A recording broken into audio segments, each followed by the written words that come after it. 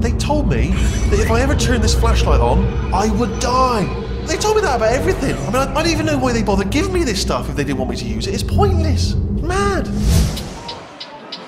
So we're here at the EA Showcase, and I'm here with Chet Falizek talking about your new product. You're selling these chairs, right? Yes, pre-order Portal 2 and you'll get a fine set of chairs. What do you like about this product? They're white. They're white? They're clean. They're nice. Do you prefer white to blue and orange? I'm going to go with the white for the chairs. Portal 2. You know, you left the original Portal behind with it being in the orange box and quite a simple game that obviously the fans loved. Did that make you realise you need to make a bigger game out of it, like a full-on package? Well, you know, really internally, we always knew it was a good game. We always liked it, and everyone who got to play it, because we're all working in the orange box, we're all playing all the games. We're really excited about it. So even then, we were thinking we would like to do something more in this world. It's a really funny, great world. And then obviously the reaction, we couldn't have predicted how big Portal was going to be. So that really did just drive on the idea of Aperture Science isn't done. Let's go back to that world, revisit it, and have some more fun. At any point was the original Portal like Aperture Science is? Was it just a test center? You know, was it a test for you guys to see if it would work? Well, I mean, it was a test in the sense of how we wanted to design this game. That was really about testing the player, methodically training them with new elements, and then going on with it and seeing, could you do that in a fun way that felt satisfying? I think we did. And so, you know, Portal 2 really carries it on as well. It's a much longer game, but it's just not expanded out with filler or something. It's really the same idea. If we introduce a lot of new elements, so as you keep learning the new elements, it keeps expanding the length of the game, and that's how that one worked. So is Portal 2 more of it's telling a story this time, as well as the puzzle elements? Are you mainly trying to tell a story? Portal 1 had this thing where the story kind of snuck up on you, and about, you know, midway through you realize, oh, there is a story, there's an arc for this character, things are going to happen. So Portal 2, right out of the gate, we can't do that again. We wish we could, we're lazy. But we can't do that again, so we have to come up with something new. And so the idea was, let's start it right away with just, you know, there's a story going on. You need a character like Wheatley, who's fast talking, moving it along. It's very different than the first Portal. And then you're going to meet GLaDOS, and things are going to start to fit together for you. How have you been?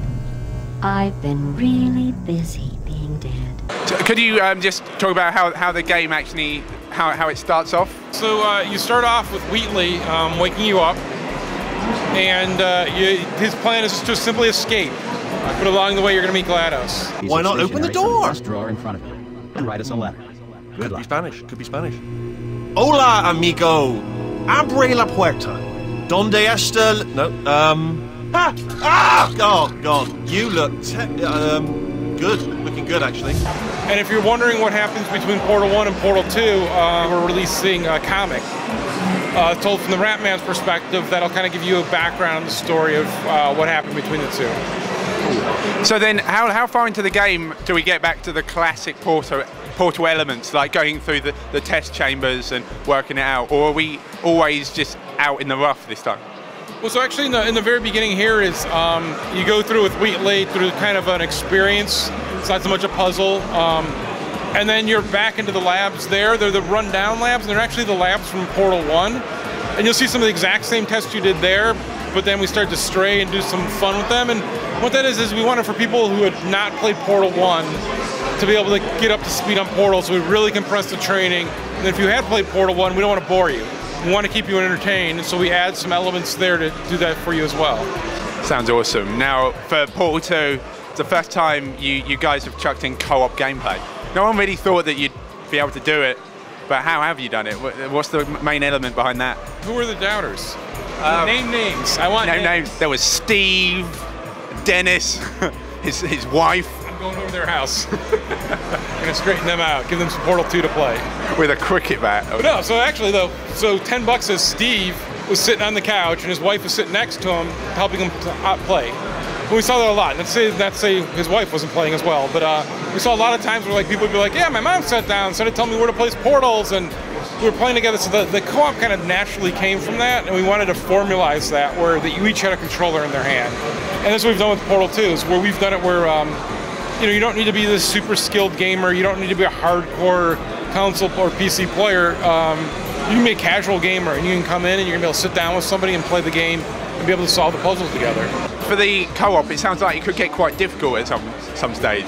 Like with 4 portals going on, am I correct in saying that? Yeah, so the weird thing there is while there's 4 portals and to wrap your head around the puzzle is much harder, having 2 people think them through actually makes it quicker.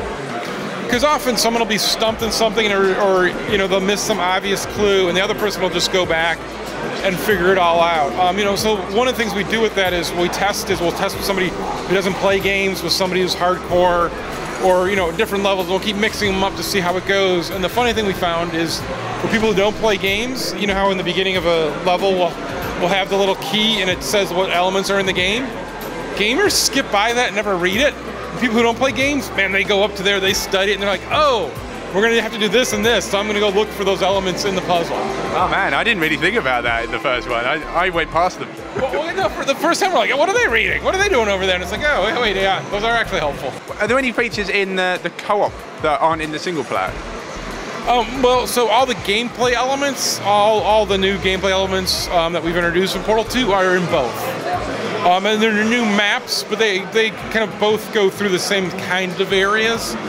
So there's duplication there, but in the co-op, you're not Shell, you're 2 bots, Peabody and Atlas. Yeah. And so it's different in that sense. And lengthwise, is it the same as the single player, the co-op? No, it's a little shorter actually, because it tends to be people just can solve the puzzles faster with the 2 people. Okay. And so the length of the game ends up being, Portal's a weird thing to talk about length, because some people played Portal 1 and said it's a 3-hour game, some people said it's a 6-hour game. And then some people aren't really smart and it took them even longer. No, and so we talk about it in comparison to that. So however long it took you to play Portal 1, Portal 2 single player is about 3 times as long. 2 to 3 times as long. And then the co-op is 2 times as long. Awesome. Well, there's some clever people out there in the world who know how to play Portal. They it's easy to them. Have you ever thought about doing like a map editor or something like, so the community can start making their own puzzles at all? Well, so the SDK and Hammer will come out post-launch. And so on the PC, you'll be able to make maps and puzzles there. And then what we do with that, we'll see. Right now with Left 4 Dead, we're just doing an experiment where we're actually having a community mapper making content with us that we're going to actually release on the 360. So, it's one of those things as a company, we keep learning from different things we do. So we'll see down the road what happens there. Sounds amazing, Chet. It always does. I love the products. I hope they sell for you. What these are RPing for. Yeah, so and these will be available after release. Okay. The release of the game itself, though, is April 21st. PC, Mac, 360, and PS3.